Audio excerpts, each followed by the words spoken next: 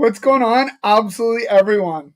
What is Get off your phone, Polly. What's going on?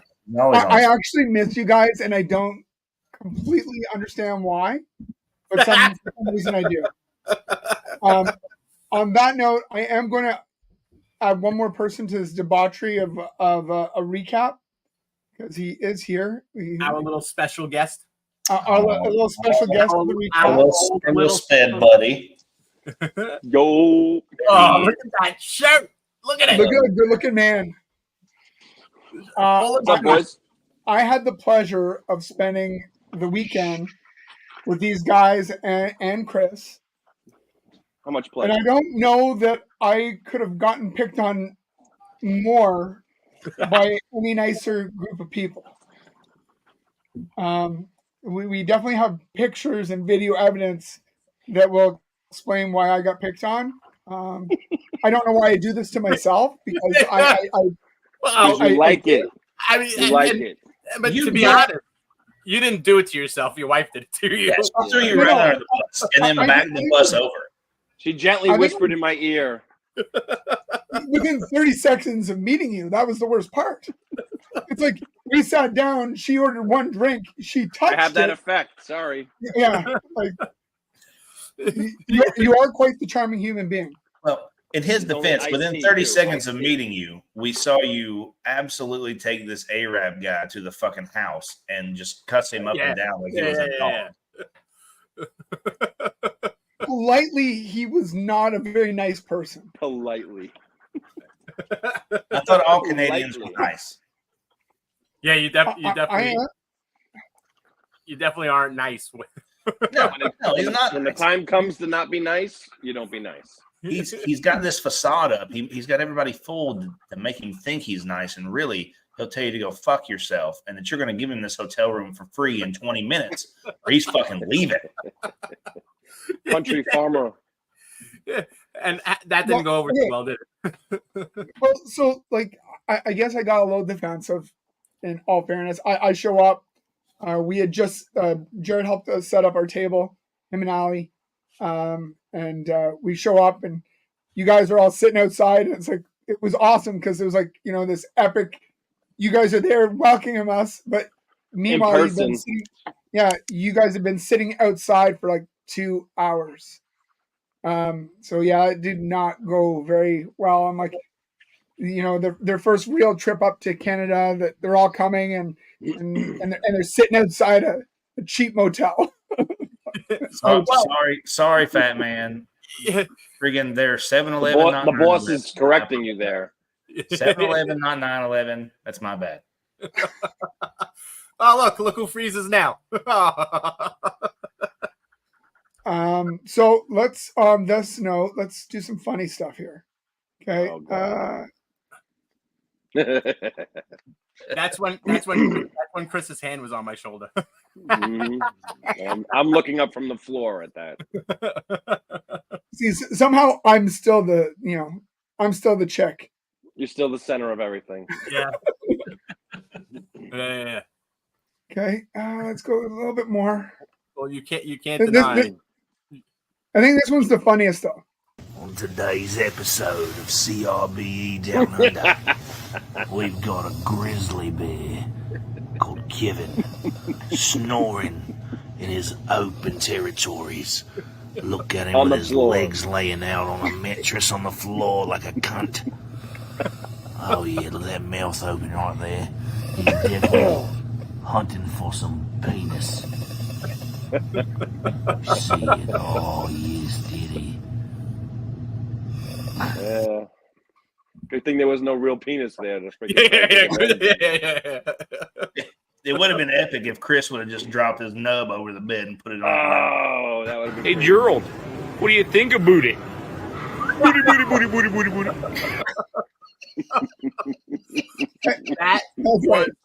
That was the brunt of the whole. Yeah, that was the brunt of like 90% of the let's pick on Gerald the whole weekend.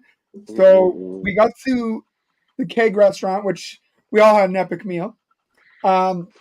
Within 3 minutes of being there, I'm not sure exactly why Crystal leans over to Kevin because he's got beautiful eyes. He really does, and I think it's that bald head. It's just glistens in a way you can't describe. So yes, it was. Ex Yes, Charlie. it was a Charlie trans knows. Charlie. Me and Charlie have shared a room. He knows. So she leans over, whispers something in his ear, and all of a sudden he's like, "No, Gerald, I gotta see this." And I'm like, "See what?" And he's like, "You got a tramp stamp?" I'm like, "Oh my god!" My wife Why? is here.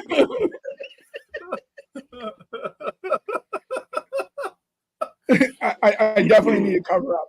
Why not? But Yeah, you need a anyway, bigger If you're tramp gonna stamp. cover it up, you better get the whole But goddamn back. yeah, The you whole need to back. cover your whole You back. better get the whole Yeah. back. Yeah. Your Oh, yeah. logo. Because just freshening up the roses, I don't think are really going to help it. Roses. Why are you making it worse?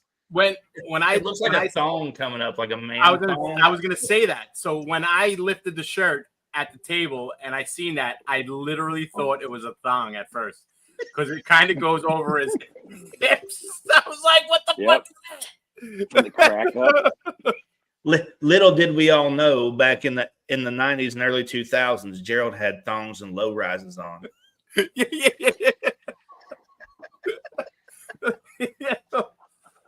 didn't know we were going to get into that one. yeah. So the whole weekend, Jared almost died. Went into a complete fit. Was laughing and crying. We thought we were gonna have to resuscitate him. He did come back. He's good. But no, So here. ERB was fantastic, and you guys made it amazing. And I want to thank you all for coming up, and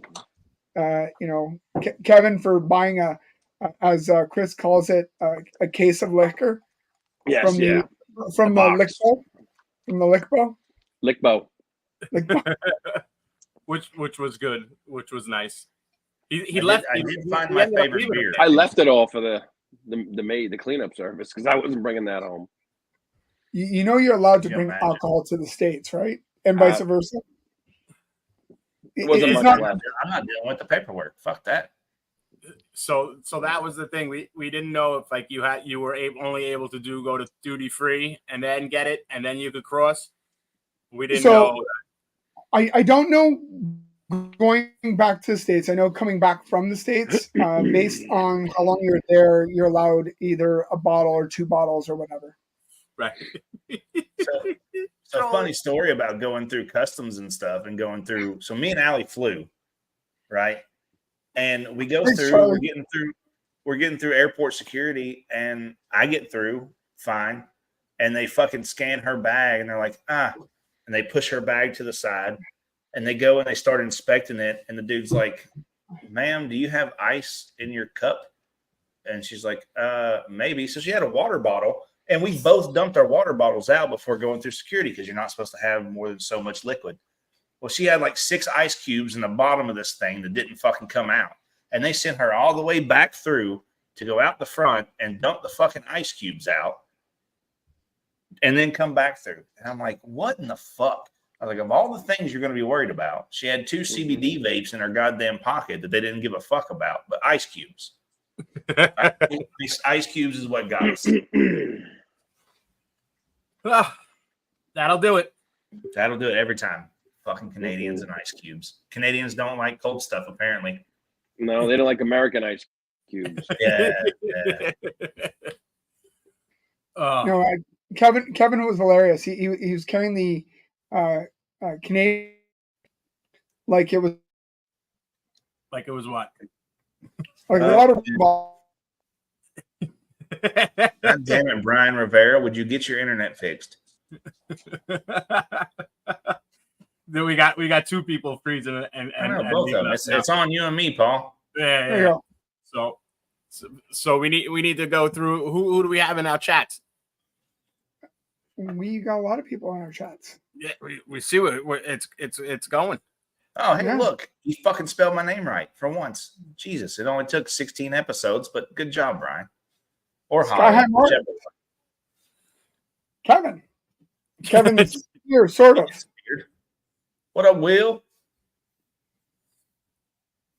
Reagan, Renee, Charlie. one of our previous guests.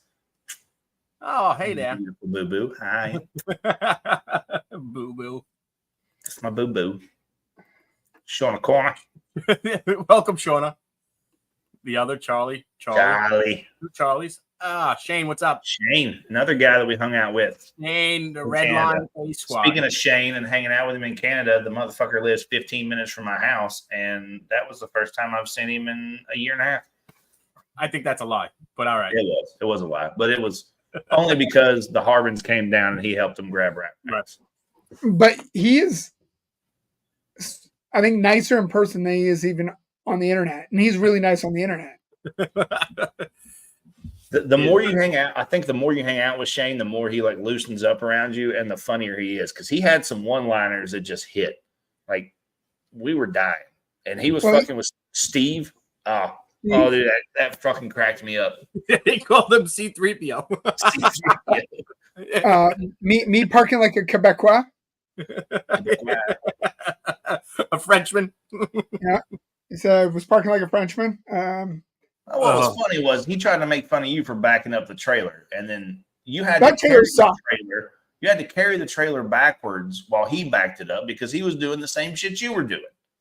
Well, because like my truck isn't tiny, but it's not big by any means. But the trailer is a small trailer, small wheelbase, so it just kept jackknifing. So yeah, so as he was backing it up, I just carried the trailer. Goddamn He-Man in here. Yeah, with his fucking his mitts. Yeah, his big ass fucking hands and his tramp stamp. Fucking Wreck-It Ralph in this bitch. What's going on, Arvin? What's up, Arvin? So when you were joking and you were saying if we were going to be all cartoon characters, I was going to be Wreck-It Ralph. Paul is Winnie the Pooh. Yes. And you were who? Foghorn Leghorn. The fucking big ass rooster. Well, I tell you now. Man. It was a blast, and CRB was great. I actually met Mark Mandic for the first time. Hold on. I obviously met him for the first time too, and he called me large mouth balls. So I'm like, so you kind of know me. I'm like, all right. Kevin, you want to tell about this amazing magic trick that Mark Mandic had? Oh yeah, man.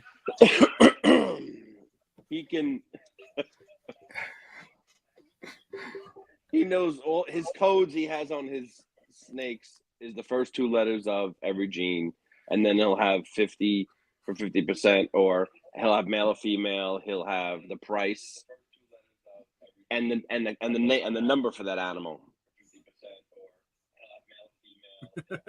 This guy is going with it. Paul thinks he really has memorized everything on his table, and he told him, "I've memorized every snake on this table." Yeah. And we were sitting there laughing hysterical, me and Allie, at him going. Paul was just like, "No way, unbelievable! How long you been doing this? This is insane." Well, I definitely 100% fell for it. I bid it and everything else, but I also was asking him questions anyway. Yeah. Yeah. The day before, I had asked him the same question. I'm like, "I'm trying to figure out your codes," and he told me, but I didn't. He didn't get into that whole story like he did with you because I didn't have a camera, I guess. Yeah, he definitely embellished. It was good. It was awesome. It was funnier watching it. Yeah. At the end of it, I said, "You son of a bitch!" And we got it all on video. Oh, you son of a bitch! Whole thing on video. Yep. Yeah. He got you. He got you good. I didn't know who he was, which made me feel about this big because my wife, because Allie's like, "You don't know who Mark Mandic is?" I was like, "No." She's like, "Marcus Jane?" I was like, "No." She's like, "He's one of the biggest breeders that comes to OD and stuff and the high oranges." She's like, how do you not know him? I was like, I don't know. I don't know him. I know who he is now. Yeah. Well, you were dumbfounded by his setup because his setup was Setup was beautiful, hot. and you're like, Yeah, that's the first thing I did. We were going through things like, you guys have to come see the setup because this is immaculate. Like, you were like, who is this guy? oh yeah, it was immaculate, and I loved it, dude. I was just like, this is so clean, it's pristine, it's lit up well. I mean, everything's labeled, and he told, when I was talking to him, he was like, you can't really just take these out and put a lid on them because you got to order them specifically from the UK. And I'm like, I bet I can find some cheap shit in the US. Yeah, you did the same thing, and I can just click a lid on it and fucking send it. And it's just streamlined the whole process. And I was like, wow, I learned so much about vending at the CRBE that it's just things you don't see in the States, and it blew my mind. It was really cool. It was a lot of fun. Like it was entertaining, and then because you guys were there was a lot of people that decided to come and visit and make an appearance.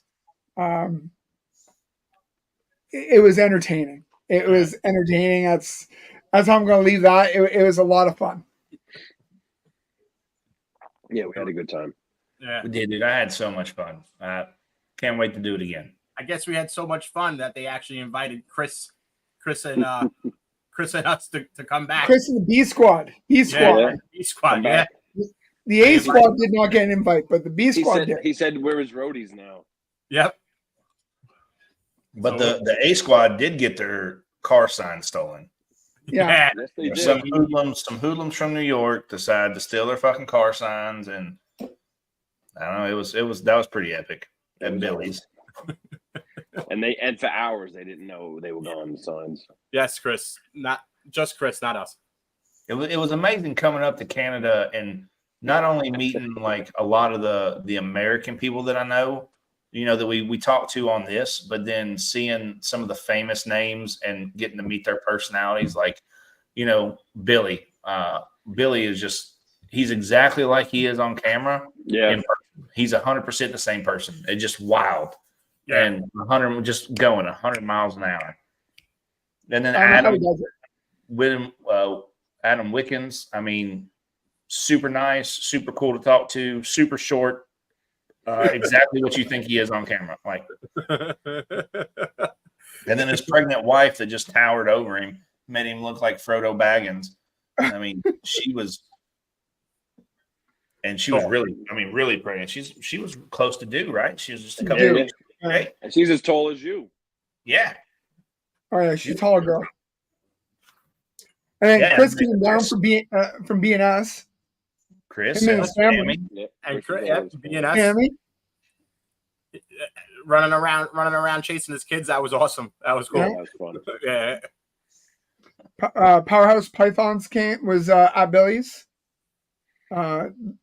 Reggie came down for 2 hours. Sammy. Yeah. Right, like it was epic. It was a great time and good time, a lot of fun, and getting to spend the weekend with you guys. And actually, Ali jokes about it, and she said, we tell our kids not to meet people on the internet and go meet them and stuff. Right? It is a little different, yeah, but I get it. Yeah, you don't kind of the same, but not. I think I was saying, when you meet somebody on the internet and you're chatting like this, you don't know what the personality likes when they're not on a camera. Yeah. So we could have all met and been like really awkward. That guy's a jerk. This guy is a complete asshole. and then the whole time you're like, cool. So I gotta go and do stuff. I came up to hang out for the weekend, and I got to hang out with this jerk. That's awesome. It was great. There was only one person that I met that I was like, Jesus Christ, if I have to hear one more word come out of this person's mouth, I'm going to suck start to 45. Now, I'm not naming any names because I'm not going to hurt nobody's feelings on here. But you know who it is. But Jesus Christ, was that just a lot to deal with. Oh, God. My wife. I shook so. Yes. Yeah. Oh, About stupid shit I did. So we didn't like go into full detail, but we're all hanging out, and it was Chris, Paul, and Kevin's room, and that's where the first night ended. And we got banned from the second night. Yeah, we were just in there drinking and having fun and cutting up, and I had already fucking died at least 3 times from a stroke. And then Gerald, I brought some cups back from Tennessee, some stuff that the guard gave out that I was like, fuck it, I'll give these guys some free stuff. Kevin gets a little friggin' like little coffee cup. I give Paul a little sippy cup, and then I give Gerald a shaker cup because he's into working out, he lifts weights. And the first thing this dude does is mix a rum and fucking Pepsi in it and shakes it up.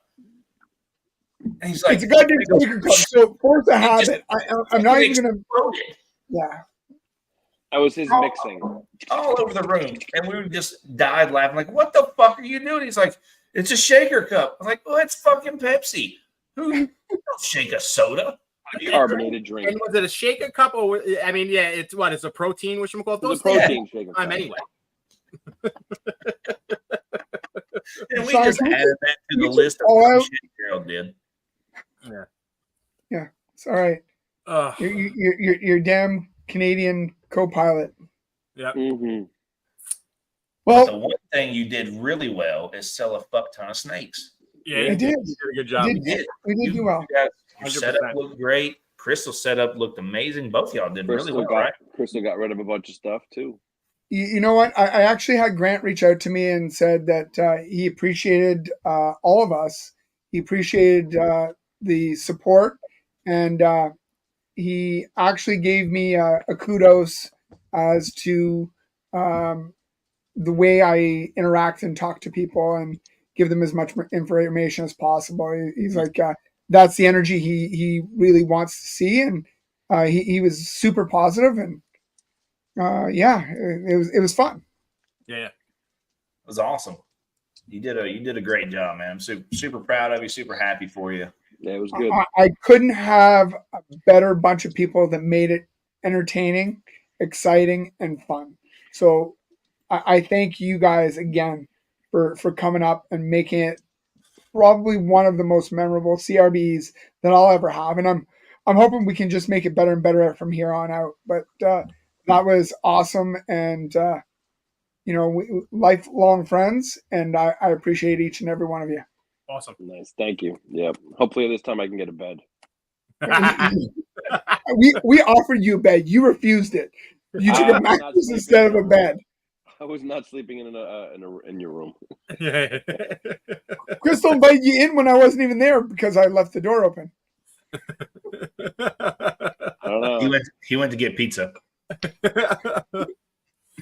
I suppose we should have Lenny on for his episode.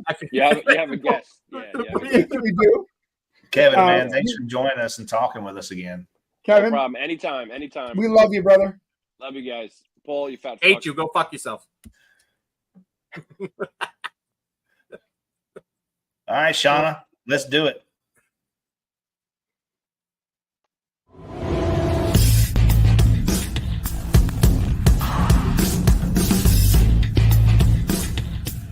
Ladies and gentlemen, boys and girls, children of all ages, Snakes and the Batman proudly brings to you its new breeder segment, 15 Minutes of Live!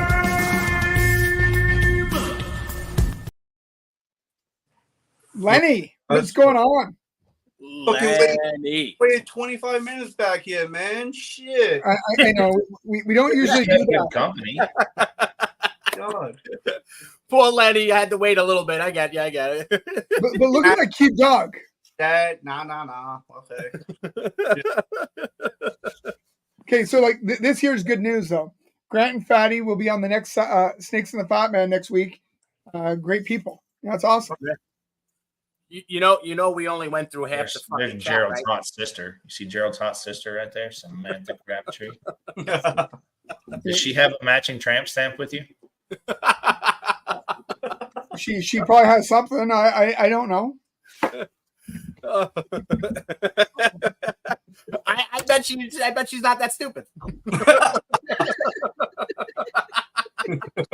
No, I'm sorry. 100%, I'm sorry. This is about Lenny now. 100%. Thank you. Lenny, how the hell are you going to beat all these guys? What guys? These guys? No, That's a good answer. What people? Yeah, you definitely would have smoked Paul. That doesn't take much. He doesn't have anybody do his reels for him anymore. No more. I got no friends anymore. I got select few. So, Lenny, I do have one question. Yeah. How can you have your name on your hat spelled right, but your name on the show spelled wrong? Is it? I can't even tell. Is it wrong? I can't even tell. I don't know. Yeah. Well, everyone knows who I am anyway, so it doesn't matter. Yeah. Everybody knows Lenny. One job. Yeah. He did it quick. He was in a rush. Yeah, I was. If You I don't knew know about if I took podcast, do you? an hour, I would have took my time. But You Lenny had so much time to go back and review while we were sitting there talking about nothing. yeah, but when you're sitting in the little corner, all you see is Lenny DEM. I can't see the whole fucking thing on my side. Lenny is the king of funny reels using current videos, and the way he does it, he takes whatever happened yesterday, and it's like I don't even know how you do it. Like, do you just research and say, okay, they did this yesterday, so I'm going to look up a video that finds anything to do similarity, and say I'm going to put their name on it? Pretty much, I just I'm on Instagram because I have no life and I barely work. So I'm just on Instagram a lot, and I find some reels really funny, and I'm like, everything seems like it's fucking reptile related. I don't know why, but everything seems reptile related to me. So everything comes so much easier. So I just fucking find something I feel like I think is funny, put a couple little texts in front of it, post it, and people like it. And I'm like, okay, cool. I know it's funny, and I'm glad that people think it's funny. So have you ever thought about being one of these assholes that just takes somebody else's video and puts your face on it, just laughing at it? Well, I'm already an asshole. There was one guy. He was a super douche. I can't even remember his name. Stoneball Pythons, Stone Cage. I don't know. I get that, but he that's how he made his following. I think he should have kept on doing that. Yeah, because that's what he's known for. At least Lenny's creative. He may not be a Coralofus, but he is definitely creative. I appreciate that. Lenny's the Rain Man of what he does. Yeah, I don't have many talents, but that's one of them,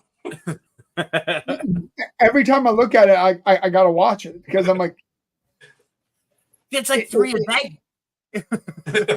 he does so many of them. Meanwhile, I had like 200 of them that I deleted. Because I had so many of them, people like, do you even breed snakes? I had so many reels, I didn't even have pictures of snakes. I'm like, yeah, I fucking breed snakes. I've been doing it for a while.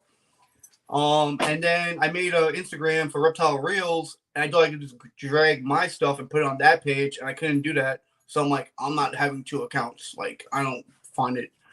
I find it pointless to have 2 accounts. I don't have time for that.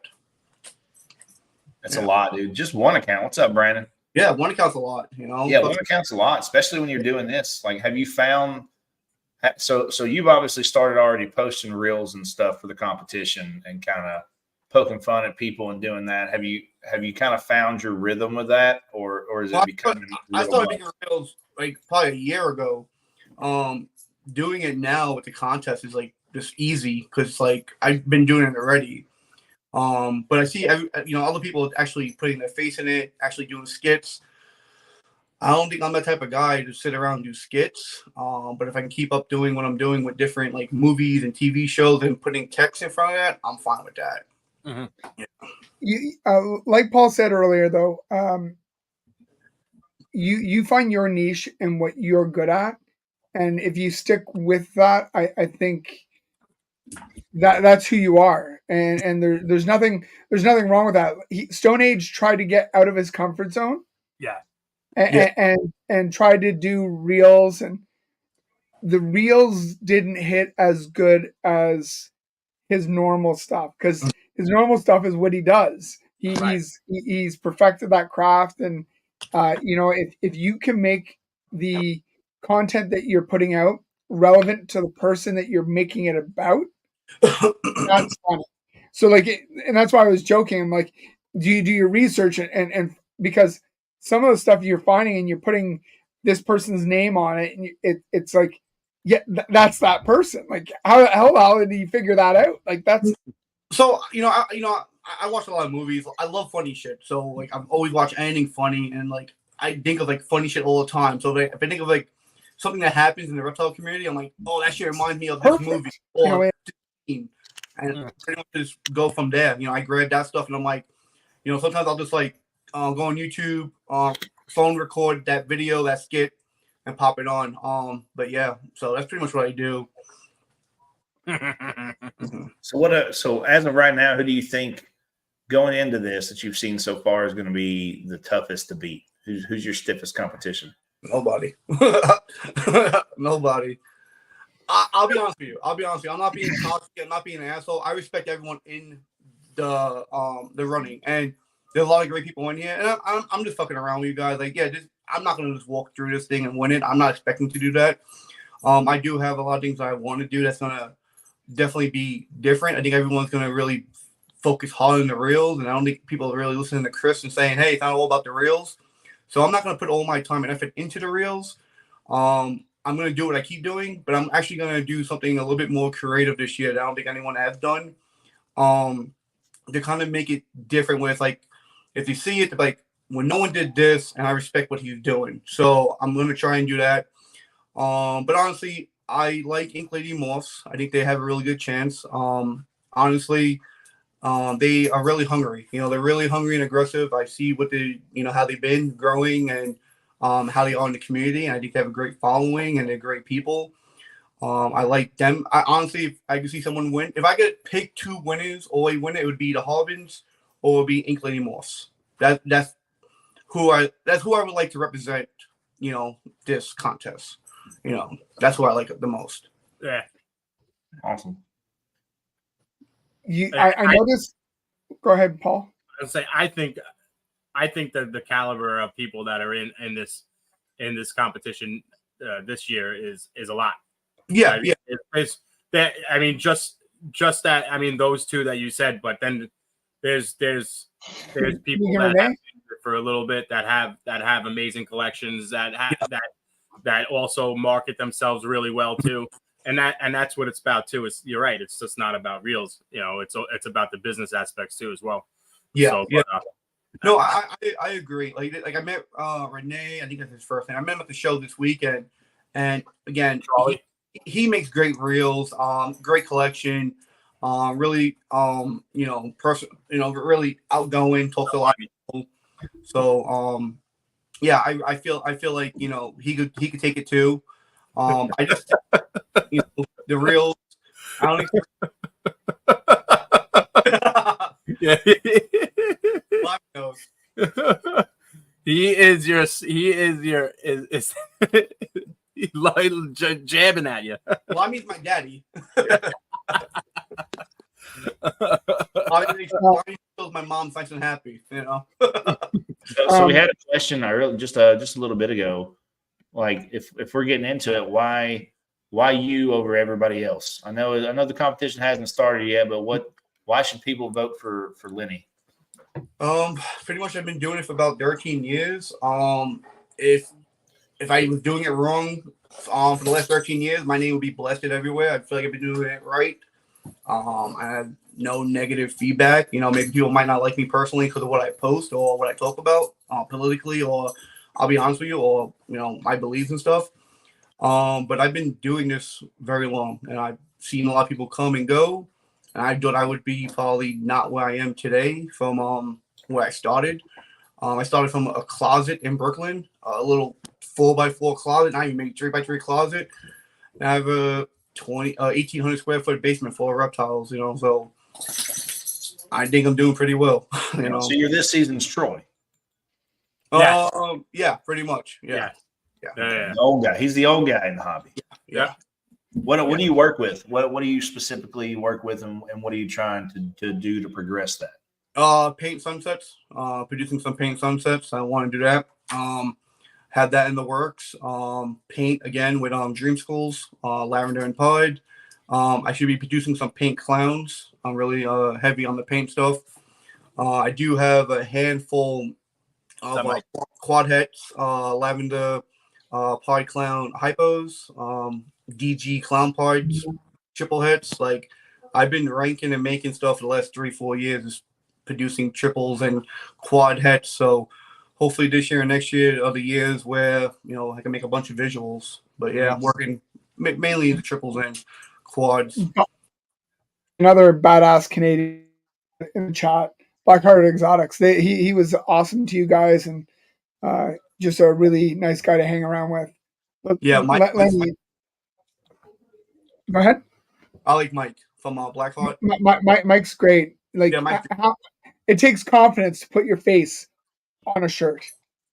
Yeah, and I wore it. You did. You rocked that shirt. Fucking right. I love that shirt. Can we just pay some homage to the socks? I don't know if I can lift my leg this high.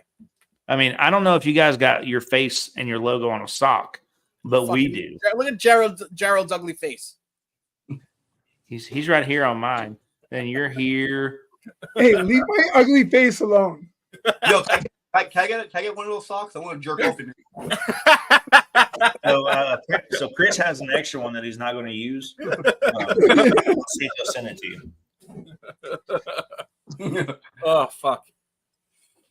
No, Mike's awesome, and he says he's never had a bad word with you.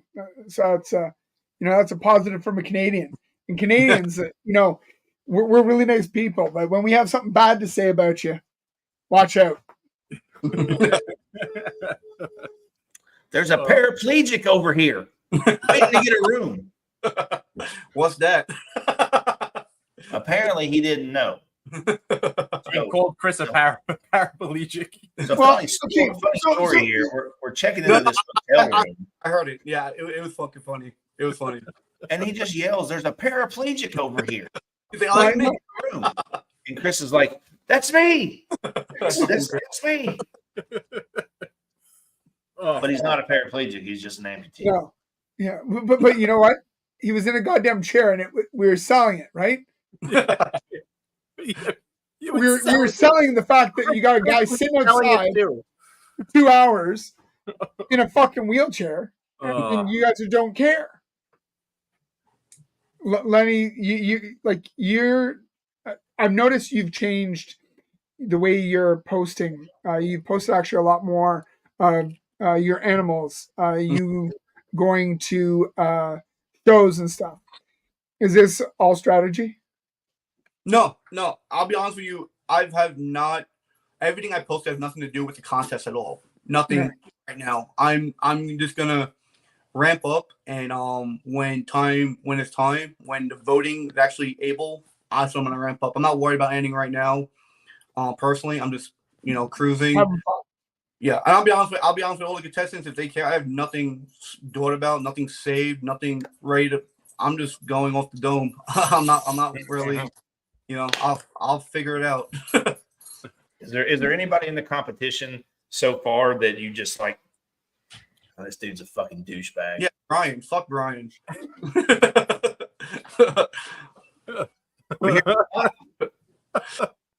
Oh fuck!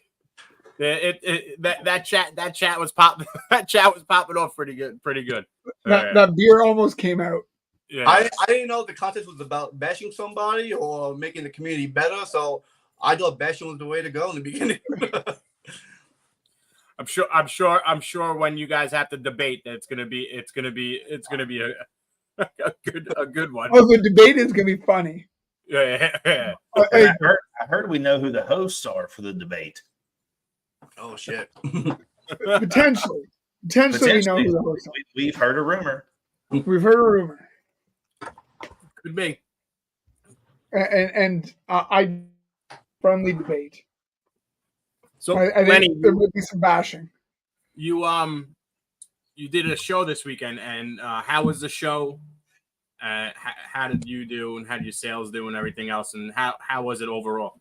It was a good show. It was the first time the show was in Charlotte, not a show, but this show in Charlotte. It was 108,000 square foot venue, pretty much fully packed. It was a lot of fun. I was able to meet Shane from Small Town, Anton from High Desert Pythons. I actually was on a podcast this morning with Mike from Reptile Collectives or Herb Collectives. Yeah. So it was really cool to hang out with a bunch of people that I just haven't met or seen. The show was really good. Sales was, I'm not gonna, bullshit you guys. It was great as always. We usually do really well at shows. We can have some bad shows, but bad shows aren't bad shows. Bad shows for us are like good shows for other people. I'm not boasting or bragging, but we do pretty well. We have a good connection and good people out here that like to buy from us. The only downfall with the show, it was really, really hot. The AC went out. It was about 82 degrees, mainly most of the day. People were leaving because it was way too hot and people were getting sick. I know my girlfriend had to step out for half the day on Saturday. She didn't come in today because she didn't feel good from yesterday because it was so hot. I know I spoke to Courtney from Leviathan Snakes, and she didn't feel good today because it was so hot. It was pretty hot. But overall, great vibes. Was able to meet a lot of cool people. Not only people that were at the show, but people that just want to come out and see animals. People are really interested in talking about snakes, want to learn more about snakes. It was a lot of fun just getting to how far do you live away from that show? I'm an hour away, Shane. Hour away. Plus, the show I think was ended at 4, and people were leaving by 3, so I got a head start.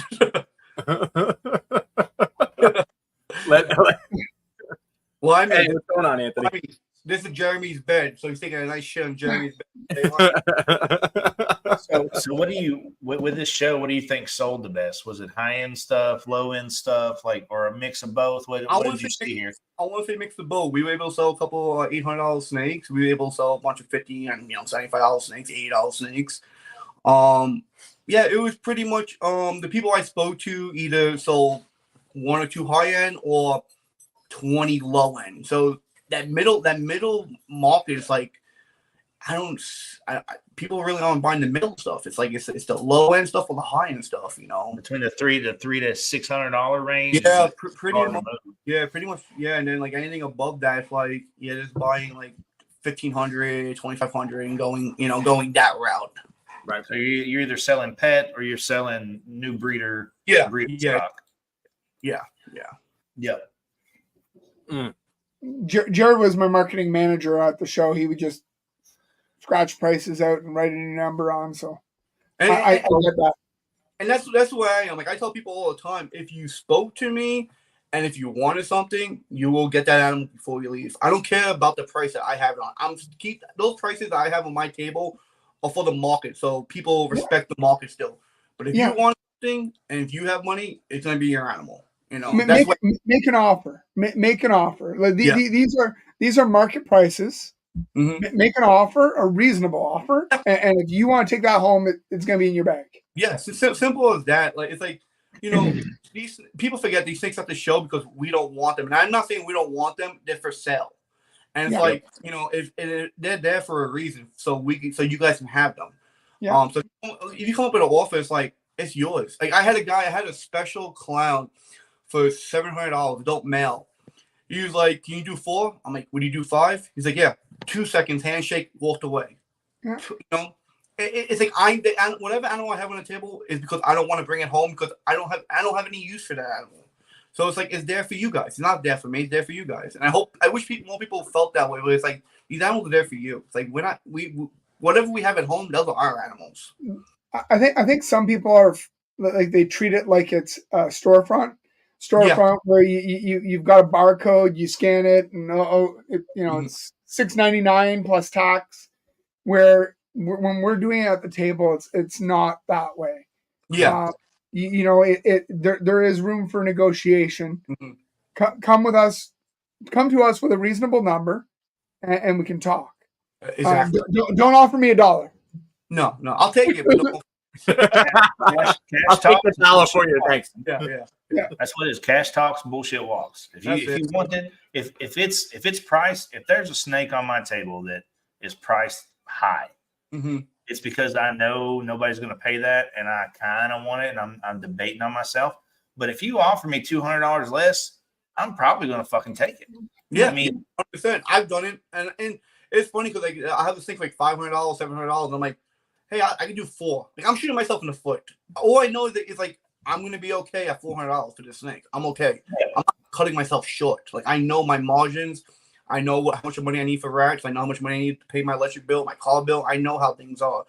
If I don't go off a price, it's because I'm a little tight this month, or I'm a little tight at this show. But I know my margin, so I have no problem, selling stuff at a certain price.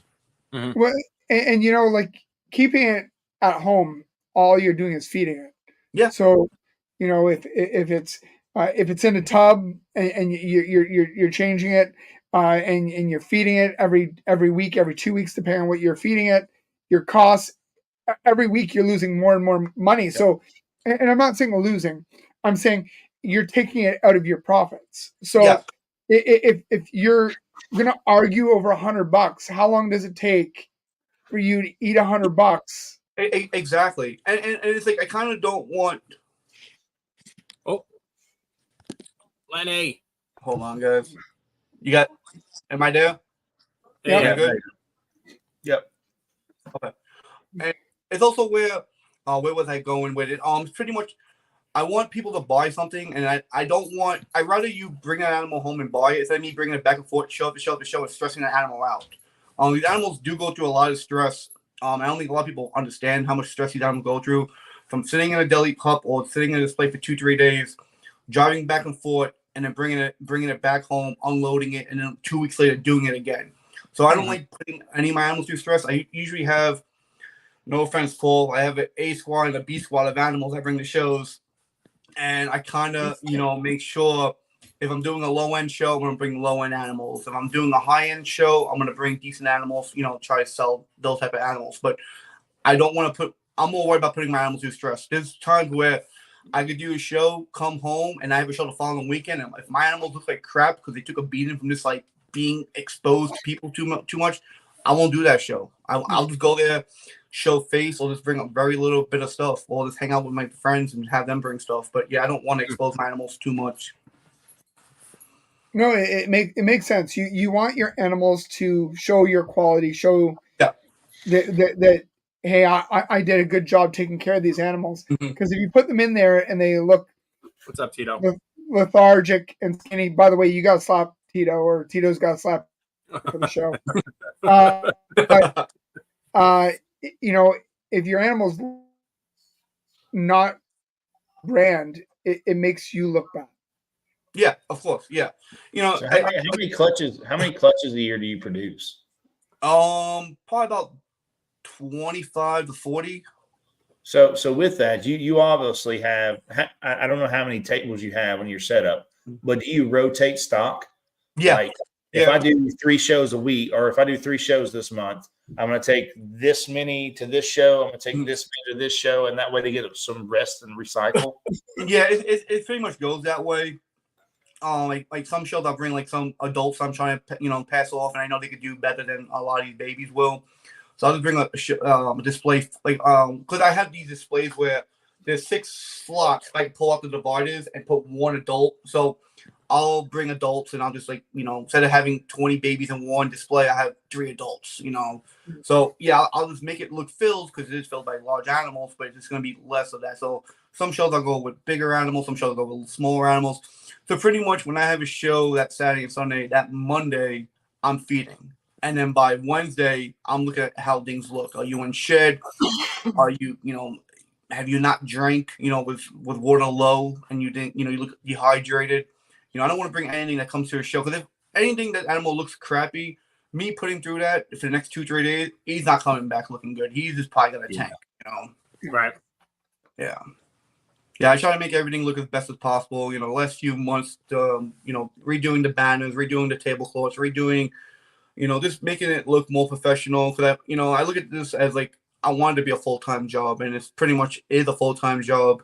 I just want it to be taken serious. I actually this weekend we had a show and we were splitting a table. I have a partner, not a business partner, but a partner that he brings running racks, and he sells racks, and I sell the snakes. And I had another person that was coming that she was going to sell geckos and stuff. And I told him, I'm like, hey man, I don't want her coming only because I can sound like a dick right now. I just wanted my stuff to look legit. I didn't want it to look like a yard sale. So I wanted it to be more professional and be taken serious. I didn't want it to be like a Repticon or some show me snake show. I wanted it to be more legit. I just want to be taken serious. Yeah. Glad I'm not wearing my show me snakes hat today. Yeah, I don't have one either. You're right there. So are there shows and promoters that you prefer not to deal with? No, I have no problem. I know all the promoters out here. They knew me since I was 18 years old. They knew me when I was in New York. I've been around for a while, so it's like I'm cool with everyone. I just know there's definitely certain shows that I will be wasting my time that weekend. But again, at the end of the day, I am promoting a business. I'm promoting myself, so I have to show face regardless of it's the big place or the small place. I don't want to get caught in the mix of that. I'm still very humble of anyone buying anything from me. I respect anyone that does that. I just also want to, I know how it was to like save up Christmas money. I'm talking about years ago when I was a kid. I know how it was to save up Christmas money, birthday money for a snake or something like that. So it's like, I don't want to be that guy who's like, hey, my snake's too good for you. I'm too good for this show, But I also know that I don't want to put my animals again through stress and waste my time at certain shows. But I have no problem going to anyone's show and vending if I needed to or if they asked me to. How many shows do you do a year? Probably 12 to 20. Okay. Yeah. So what we pretty much do, because in North Carolina, I could do 4 shows a month. And if I had an extra car, I could do 8 shows a month. Because there was a show in Charlotte, and there was a show in Durham, which is about an hour and a half away. And this show's next weekend. There's another Charlotte show the following week. Then after that, there's a Myrtle Beach show, and then there's a Fort Mill show. So all these places about an hour away from each other, and there's multiple shows. Okay. I could do shows every day of the week if I wanted to, but I can't, and I don't want to. I want the brand to be separated from the everyday brand of like, oh, I seen that guy. I want, when they see my stuff, I want to be like, oh, I haven't seen him in a month. I want to see what he has. Not like I seen what he had last week. I'm not walking over there because nothing's gonna change in a week, So do you only breed ball pythons, or do you have other things too? So I got rid of my retic. I had a cow retic. I got rid of that. It was about 14 feet. I've also had a pair of 1.3 of Angolans, and I had a pair of Llamas. I bred the Angolans for years, made tons of money off those Angolans. People forget that some of these species aren't like ball pythons. They don't take 2 years to breed. They take 5 years to breed. When I got my Angolans, it took 5 years to produce babies from them.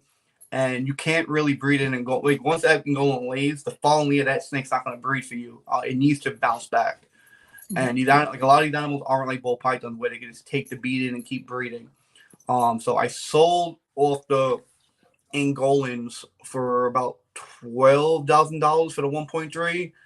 Angolans bring a lot of money in. So I was able to sell babies once you. I sold 2 babies and bought a sunset back in the day. So it's like they bring in money, but I love ball python so much where it's like I don't want to work with anything else. I passed on. I got rid of the Llamas. I got rid of the Angolans. I've worked with monitor lizards. I've worked with crested geckos, leopard geckos. I've done try to do all the other odds and ends to have variety on the table, but I'm not that guy. I'm a ball python guy. So ball pythons are your favorite reptile? Yeah, pretty much. I love it. Like if it comes down, I love Angolans as a snake. Perfect snake. I love Angolans. But when it comes down to breeding, I gotta look at this as a company because that's what it is, and I need to look at these snakes as employees. If these employees make me a certain amount of money per year, if they're not, I gotta let them go. If I need to make this, I need to let them. I look at them as a company, pretty much. If you're gonna make me money, you stay. If you're not, you gotta go. And I didn't think that back in the day. And that's when I had so many odds and ends stuff where it didn't make sense. But then when you cut that off the company, and you start working with things that make sense, it makes you happier, and the product and the production's, it's more profitable. So I did a little bit on mine. Like I, as far as a pet and owning a pet, I do like boas. I find them a very interactive species. So but like you said, if you don't like, or if you don't find a passion in it, or you figure out what works for you, then you, because like if you're not, if I breed them and they're not selling, then there's doing that. I might as well just pets and go with something that's actually moving off the table. Cause I know I'm making it harder on myself competing with everyone else and their mother breeding bull pythons, but that's also a challenge too, where it's like, what's going to make you different than anybody else, And thankfully I have a good sales background with work, what I do for work, and I have no problem selling stuff or talking to people. So I have no problem doing that. I feel like a lot of people who do shows don't know how to talk to people, and feel like these animals should just, since you bought tables at a show, these animals should just automatically sell, and it's not the case. Like, not to kiss Limey's ass, but he's one of the best salesperson that I've ever met in my life. Like, when it comes down to snakes, he knows how to talk to people when it comes down to sales, and he knows how to make it. He knows how to end a sale. And if you listen and you look and you read people, how they interact with people, you sometimes you can't be yourself 24/7, but sometimes you gotta be a little fake. I remember when I first came down here for the sales position for my job, there was a script. Now we had to read to sell shit, and I couldn't make a fucking sale for nothing. I couldn't sell shit. And I remember one day, like, I'm going in Monday morning, I'm doing whatever I want to make that sale, and I was able to make the most sales in that company for that year. Because people don't want fake, and I'm not fake. So when someone tried to make me, when I had to be fake for a job or fake for a certain thing, it's like even going back with the reels, I'm not that guy that could be phony or cartoonish on a video. He does tell people to fuck off. I've seen it. And guys, if you ever meet Limey and you put anything on his table reptile related, he will curse you out. So don't put anything on his table reptile related. Yeah, Limey don't do the legend. Limey. But I just feel like people need to understand. You're supposed to advertise yourself, have fun at these shows, and just have a good time. Sometimes it sucks. Sometimes you don't make a sale. Sometimes things are, just not. You're not gonna have a good day at these sales or shows, but it's always next time. You can't dictate one show as your whole breeding future. And you said it. You can't go off script. It's be yourself and treat every individual like an individual and talk to them the way that you think they need to be talked to. Jared was amazing, and he covered my butt.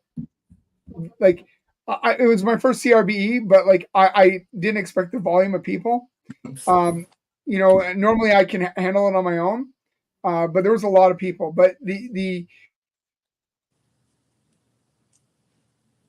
Got a lot of people freezing. You can do it. You can do it. Come on, Brian. Come on, Brian Rivera. The way you have to interact with everybody. I'm going to take a shot every time my Canadian internet. Don't do that. You'll fall over. You'll fall over by the end of the show. Don't put it in the shaker. Anyways, the point, you as an individual, and the script isn't scripted. It's what you need to understand, to know, to make this animal, is it right for them or is it not? I don't really want to sell you an animal that I need to take back. Yeah. And to try to pawn off on someone else. No, exactly. But I think you should have some like guidelines of like when you're talking to a potential buyer or potential customer of like how you should go about it. I know for years I've always like, hey, can I help you? You want to hold anything? And that holding turned into 20 people buying my table and just blocking on my table, no one buying it. So pretty much what I've come up with now, and if anybody wants to use this, go right ahead. I pretty much like, Hey, how you guys doing? Start off with that. Don't talk about the animals. How are you doing? You want to know how they're doing. And then you go, hey, you have any animals at home? The moment they say no, be like, hey, are you looking for anything? I'm looking for my first snake. Cool, let's talk.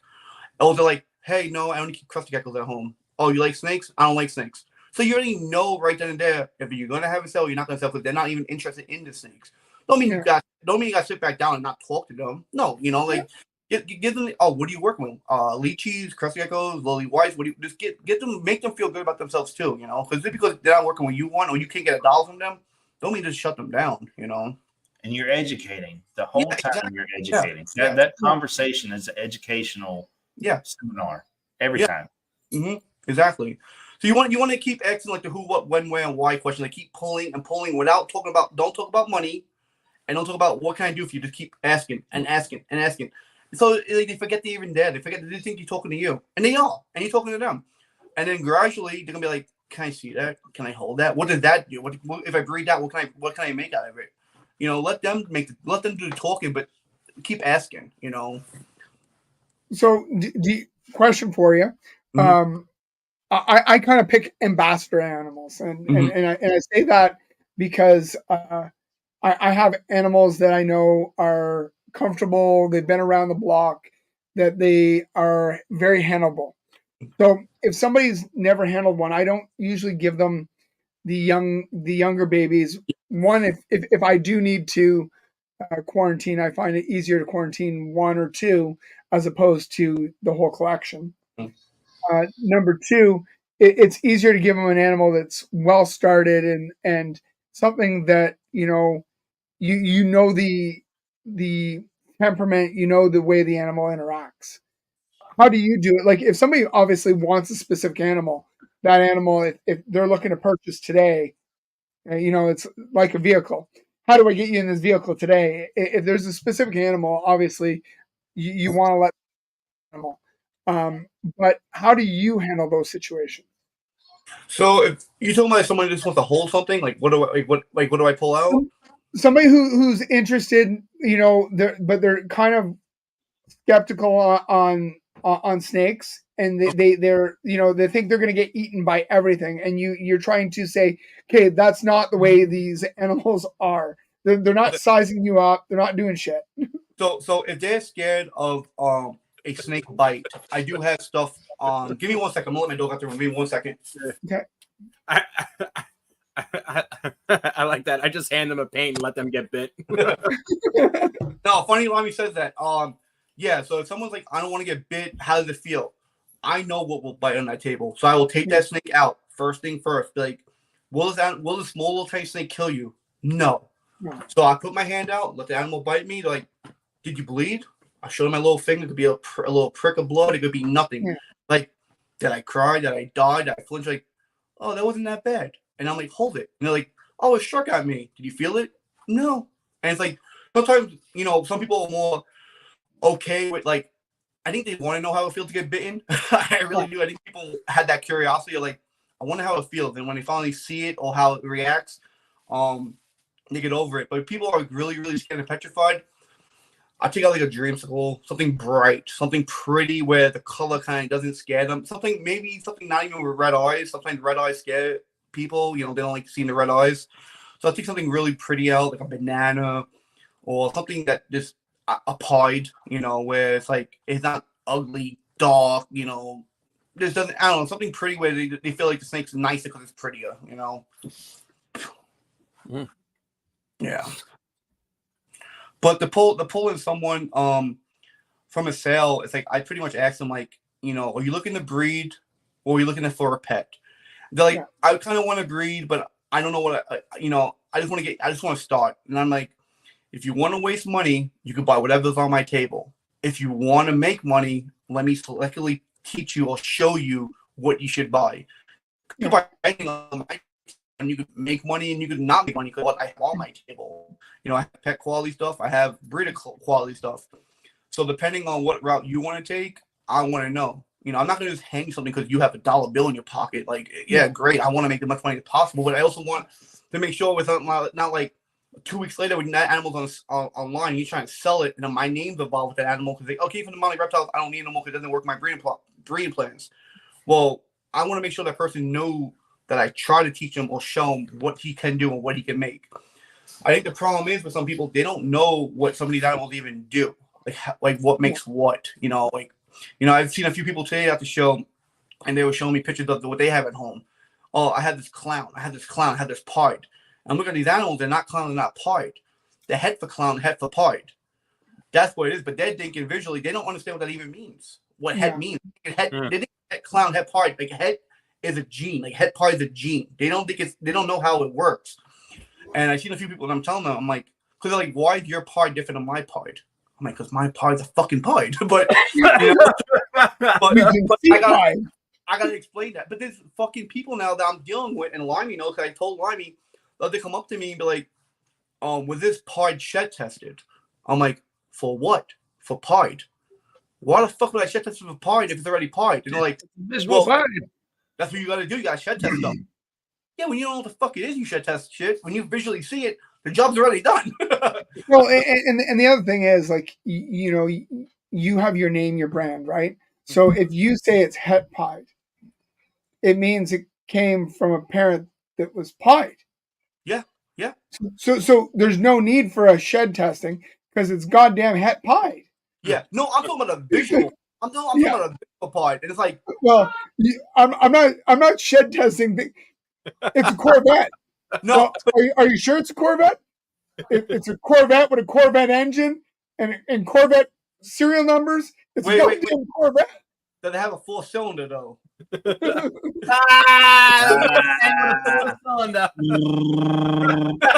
4-cylinder Mustang going. You're so hard on him.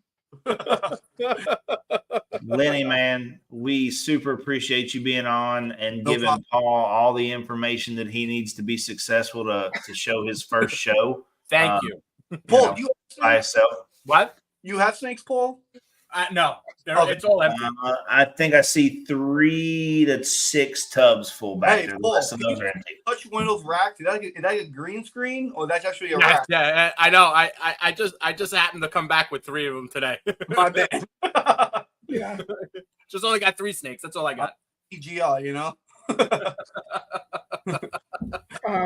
We appreciate you being on, man, and being honest with us and giving some feedback on how you really feel about things, dude. It's awesome to meet you and awesome to talk to you. Thank you, guys. Appreciate it. You're funny. And I'm looking forward to everything you do in the next, probably from November through December. Watch Demonic Reptiles. You guys are going to enjoy what you see. Thank you, guys. I appreciate it. Hey, up next, we've got the Hot Girl episode. Yeah, with the Fat Man. And we still got a little bit of our show, so we're gonna kick Lenny back around for a couple minutes while we tighten up our stuff, and we'll come back to Lenny.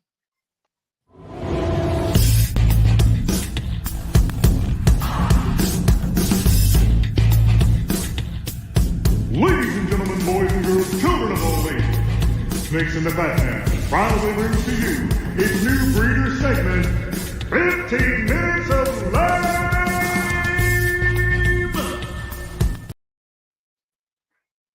And now for our lamest fact. Lamest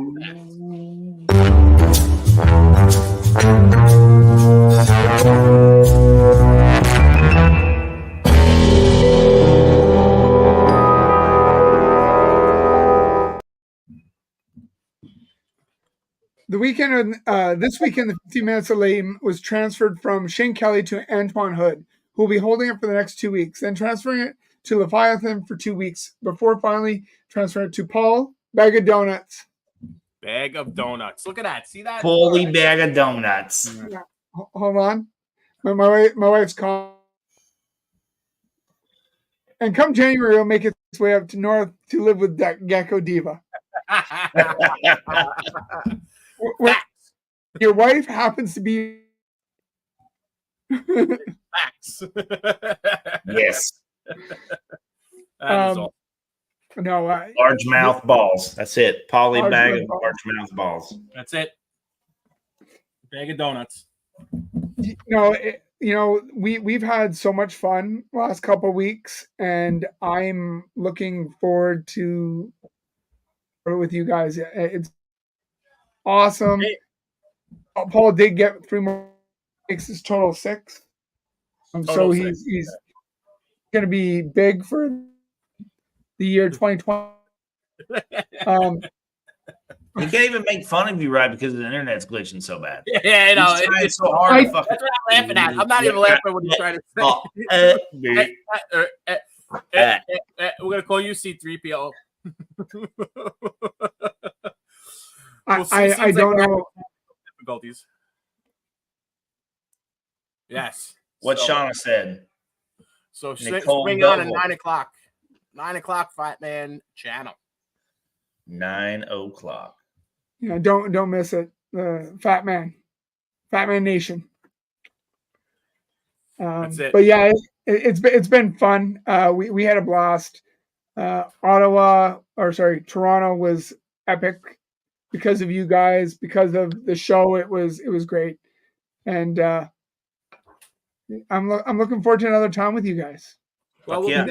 Maybe in 10 C, so I can be the 10 UC. The only 10 I see. Oh my God. On that note, let's end this. Oh God. Love you guys. Take care, guys. Peace. Shauna.